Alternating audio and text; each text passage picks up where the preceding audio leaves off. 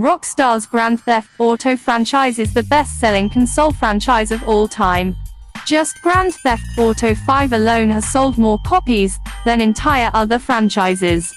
The series has spent years offering an experience players simply can't get anywhere else. Grand Theft Auto is one of the few franchises where players can travel anywhere and do anything that comes to mind, and the world encourages that behavior. At the same time, that's not the only reason the series has sold over 300 million copies. Rockstar has ensured that the quality of Grand Theft Auto is superior to nearly every other franchise on the market, and sets a standard that few other franchises have dared to reach. Welcome to Killer Queen TV. My name is Killer Queen Katie, and today's list is the top 10 Grand Theft Auto games.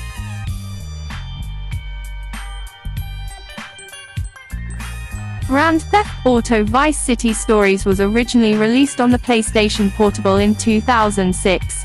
Taking place 2 years before Grand Theft Auto Vice City Stories put players in the role of Victor Vance.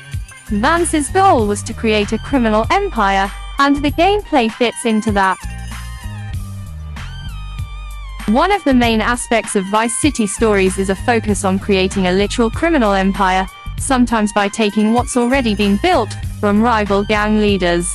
Though Vice City Stories came when the industry suffered from a deluge of GTA titles, the game was still a major success, selling 4,500,000 copies. People didn't see Vice City Stories as a meaningful upgrade, but it was designed well enough to garner high reviews overall. The last time Grand Theft Auto tried to go portable was with Grand Theft Auto Advance, which didn't end well. So it was surprising that their second effort, Liberty City Stories, was so well received. In this game, the focus is on Tony Cipriani, a mobster who comes to Liberty City for the chance to become a big shot in the Leone crime family. In addition to a robust single-player mode, the PSP also allowed for multiplayer to invite friends into the game to get into further trouble.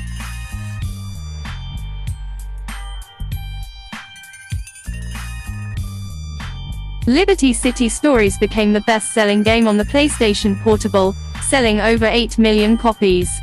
The game found its way to the PlayStation 2 a year later, but it wasn't nearly as well received, scoring only a 78 on Metacritic. Grand Theft Auto is the rare franchise where even its downloadable content performs better than most full games.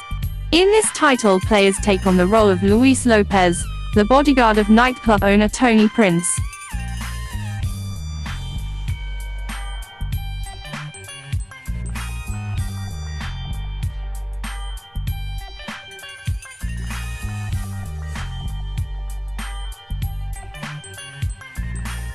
Tony's in a lot of debt with mafia people trying to run his clubs, so most of the game focuses on Luis trying to keep Tony alive.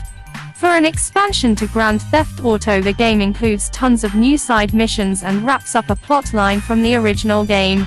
It's the kind of expansion fans wanted for GTA, only to lose single-player expansions for GTA Online.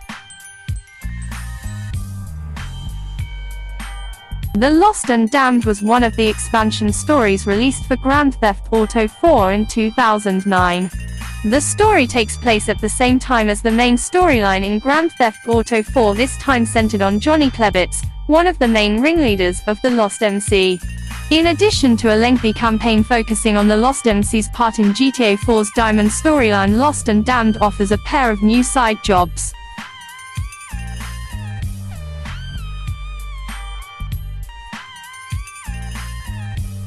The first is Gang War, where Johnny can battle against other gangs for dominance in the city, which grants more money and stronger weapons for missions. The second is Bike Races, races where everyone involved can attack other racers to knock them off their bikes. Though this expansion is rarely talked about with the same excitement as Ballad of Gay Tony, it managed a 90 on Metacritic for the Xbox 360 version.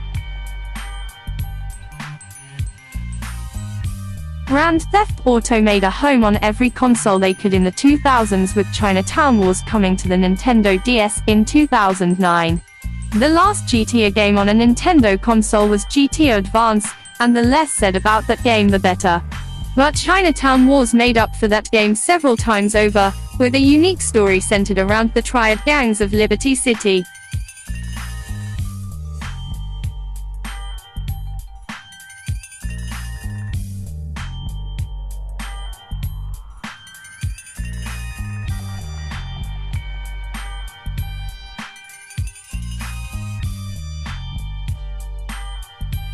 Perhaps what impressed reviewers the most was how Rockstar worked both within the Nintendo DS's graphical limitations to create a good game. And not just a good game, but one that properly used dual screens of the console. Released in 2004, San Andreas took the world of Grand Theft Auto to another level. San Andreas took place on the West Coast in the early 90s during the height of inter-gang warfare and the drug epidemic. In other words, the perfect setting for a game like GTA that focuses on the seedy side of life.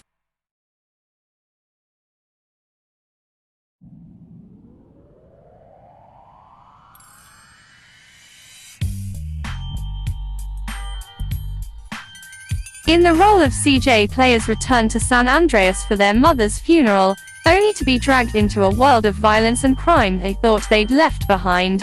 San Andreas is a drastic expansion from Vice City, adding 3 cities in Los Santos, San Fierro, and Las Venturas for players to explore and carry out missions. San Andreas also has some of the best cheats, letting players get in as much trouble as they want. Grand Theft Auto Vice City was Rockstar's way of saying they were here to stay in the gaming industry. Sequel to the popular Grand Theft Auto 3, Vice City introduced a ton of new changes. Taking place in the eponymous Vice City, this game focused on Tommy Vercetti and his goal to get revenge after he was ambushed during a drug deal.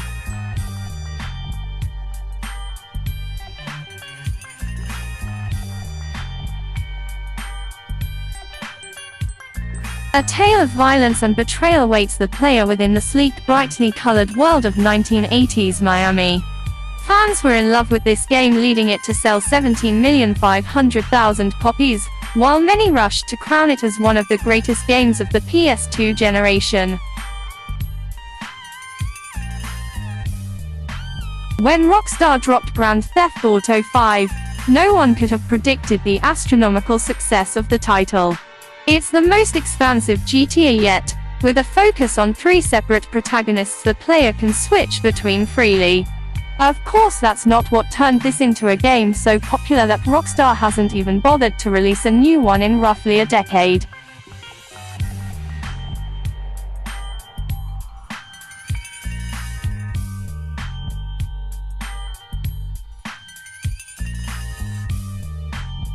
Know that honor goes to GTA Online, where Rockstar has provided never-ending content that's kept players hooked.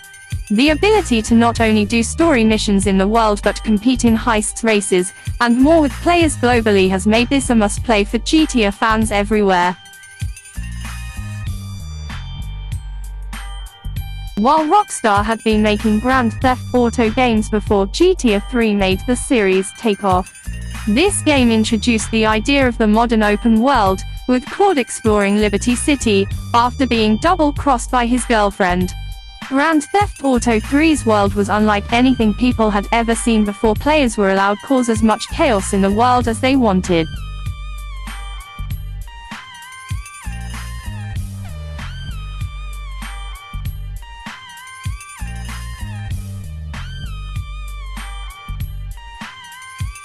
It seems quaint these days, but the freedom presented within this first game was groundbreaking at the time. The game sold over 14,500,000 copies at last count, and was a significant part of the PlayStation 2's early dominance. Grand Theft Auto 4 was GTA's first attempt at a title for HD consoles. Considering it's tied for the second highest Metacritic score ever, they did pretty well for themselves. GTA 4's focus was on Niko Bellic, a man from Eastern Europe who sought a new life in the crime-ridden streets of Liberty City.